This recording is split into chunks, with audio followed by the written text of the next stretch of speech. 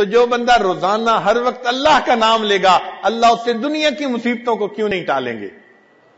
آج ہم تعویذوں کے پیچھے بھاگتے ہیں اور عاملوں کے پیچھے بھاگتے ہیں، ہمیں اصل میں سمجھ نہیں آتی کہ کرنے کی کیا ضرورت ہے۔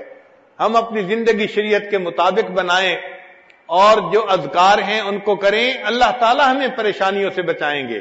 مغیر الاحوال اللہ رب العزت ہیں، وہ پھر حالات کو ٹھیک کر دیتے ہیں۔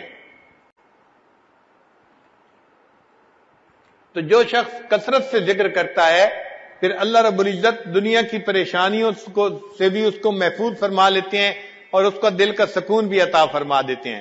اس لیے فرمایا الا بذکر اللہ تطمئن القلوب، جان لو اللہ کی یاد کے ساتھ دلوں کا اطمینان وابستہ ہے۔ اور یہ بات بھی ذہن میں رکھیے کہ شریعت کے جتنے اعمال ہیں نا، ان تمام اعمال کی روح رواں وہ اللہ کی یاد ہے۔ اب دیکھیے اعمال میں سب سے افضل عمل نماز ہے۔ شریعت نے نماز کے اندر، نماز سے پہلے، نماز کے بعد ذکر کا حکم فرمایا۔ چنانچہ الذکر قبل الصلاۃ وذکر اسم ربہ فصلی، اور اس نے اللہ کے رب کے نام کا ذکر کیا اور نماز پڑھی۔ اس آیت سے پتہ چلا کہ نماز سے پہلے بھی اللہ کا ذکر کرنا ہے۔ پھر الذکر فی الصلاۃ، اللہ فرماتے ہیں وَأَقِمِ الصَّلَاةَ لِذِكْرِي، نماز قائم کرو میری یاد کی خاطر۔ تو نماز میں بھی اللہ کا ذکر ہے، اور جب نماز پڑھ لیں تو الذکر بعد الصلاۃ، نماز کے بعد بھی اللہ کا ذکر۔ چنانچہ اللہ تعالیٰ ارشاد فرماتے ہیں فَإِذَا قَضَيْتُمُ الصَّلَاةَ فَاذْكُرُوا اللَّهَ قِيَامًا وَقُعُودًا وَعَلَى جُنُوبِكُمْ۔ تو نماز سے پہلے بھی اللہ کا ذکر، نماز کے اندر بھی اللہ کا ذکر، اور نماز کے بعد بھی اللہ کا ذکر۔ اب نماز میں نماز جمعہ کی اور اہمیت زیادہ ہے۔ اللہ تعالیٰ نے نماز جمعہ سے پہلے بھی ذکر کا حکم فرمایا، نماز جمعہ کے بعد بھی فرمایا یا ایھا الذین آمنوا اذا نودی للصلاۃ من یوم الجمعۃ فاسعوا الی ذکر اللہ وذروا البیع ذالکم خیر لکم ان کنتم تعلمون۔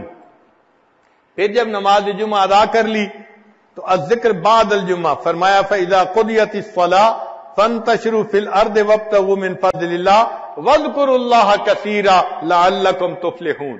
یعنی جمعہ سے پہلے بھی ذکر کا حکم اور جمعہ کے بعد بھی ذکر کا حکم۔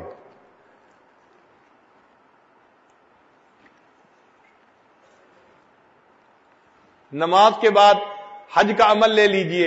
اب حج کا عمل کتنا محتم بشان عمل ہے کہ جو بندہ حج مبرور کر کے آتا ہے وہ گناہوں سے اس طرح پاک ہوتا ہے جیسے اس دن پاک تھا جب اس کی والدہ نے اس کو جنم دیا تھا، یعنی جب پیدا ہوا تھا جیسے اس دن گناہوں سے پاک تھا، یہ حج کرنے سے اس طرح گناہوں سے پاک ہو جاتا ہے۔ الذکر فی الحج، ذرا غور کیجئے، اللہ تعالیٰ فرماتے ہیں وَاذْكُرُوا اللَّهَ فِي أَيَّامٍ مَّعْدُودَاتٍ، یہ ایام معدودہ ایام حج ہیں۔ اللہ فرماتے ہیں وَاذْكُرُوا اللَّهَ، تم ذکر کرو ان گنتی کے دنوں میں۔ ایک جگہ فرمایا وَأَذِّن فِي النَّاسِ بِالْحَجِّ يَأْتُوكَ رِجَالًا وَعَلَىٰ كُلِّ ضَامِرٍ يَأْتِينَ مِنْ كُلِّ فَجٍّ عَمِيقٍ لِيَشْهَدُوا مَنَافِعَ لَهُمْ وَيَذْكُرُوا اسْمَ اللَّهِ فِي أَيَّامٍ مَّعْلُومَاتٍ عَلَىٰ مَا رَزَقَهُم مِّن بَهِيمَةِ الْأَنْعَامِ۔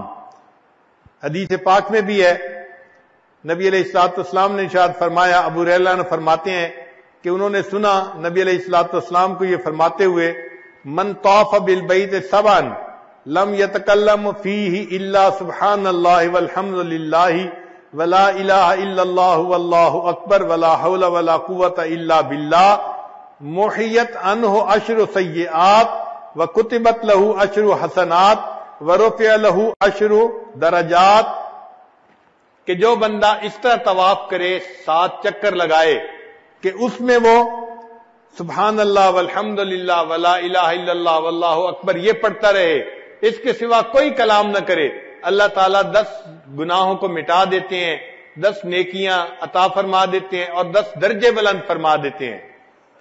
اس کا مطلب یہ ہوا کہ طواف کے اندر بھی اللہ کا ذکر مقصود ہے کہ انسان اللہ کا ذکر کثرت کے ساتھ کرے۔